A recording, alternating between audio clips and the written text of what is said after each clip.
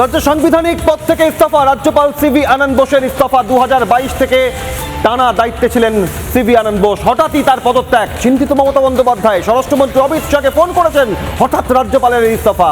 RN রবি নতুনভাবে এবার বাংলায় রাজ্যপালের দায়িত্বে। NSA অজিত দোভালের প্রাক্তন ডেপুটি RN রবি এই দুধে আমলা। আনন্দ বোসের পদত্যাগে চিন্তিত মমতা, সিভি আনন্দ বোসের পদত্যাগে হতবাক চিন্তিত। অমিত শাহকে ফোন করে সিভি আনন্দ বোসের পদত্যাগের কথা জানান বাংলার নয়া রাজ্যপাল RN রবি। রাজ্যের সঙ্গে কথা না বলে নাম চূড়ান্ত হয়েছে বলে অভিযোগ করেন মমতা বন্দ্যোপাধ্যায়। সোশ্যাল মিডিয়ায় পোস্ট করেছেন মুখ্যমন্ত্রী মমতা ব্যানার্জি। সিভি আনন্দ বোসের পদত্যাগ, তাতে কি চাপে মমতা ব্যানার্জি?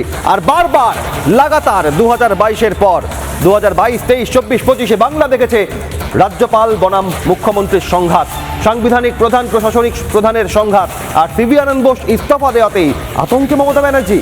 স্বরাষ্ট্রমন্ত্রী অমিত শাহকে হঠাৎ ফোন তার, এবং এই ঘটনায় বলছেন রাজ্য কিছুই জানে না। কিন্তু সিভি আনন্দ বোসের সঙ্গে প্রশাসনিক প্রধান মমতা ব্যানার্জির সঙ্গে সাংবিধানিক প্রধান ডক্টর সিভি আনন্দ বোসের দীর্ঘদিন 2022-এ দায়িত্ব নেওয়ার পর থেকে, রাজ্যপাল পদে বসার পর থেকে সিভি আনন্দ বোসের সঙ্গে সংঘাত মমতা ব্যানার্জির। আর এবার আনন্দ বোসের পদত্যাগে আতঙ্কে মমতা ব্যানার্জি।